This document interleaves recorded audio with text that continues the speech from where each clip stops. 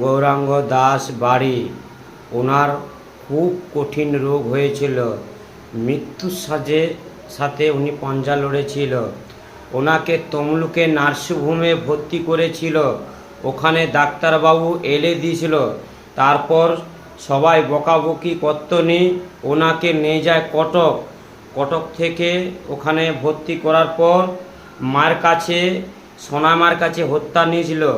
এখান থেকে পুষ্প আর সিঁদুর, মায়ের প্রসাদ ওনার কাছে পাঠিয়ে দিয়েছিল। যখনই পুষ্প ওনার কপালে ছোঁয়ায় আস্তে আস্তে করে জ্ঞান আসে।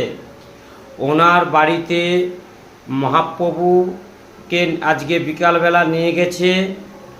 ওনার বাড়িতে আজকে ভাগবত মাকে, এই সোনামাকে এই শাড়িটি উনি দান করেছে। জয় সোনামায়ের জয়, জয় মা মনসা।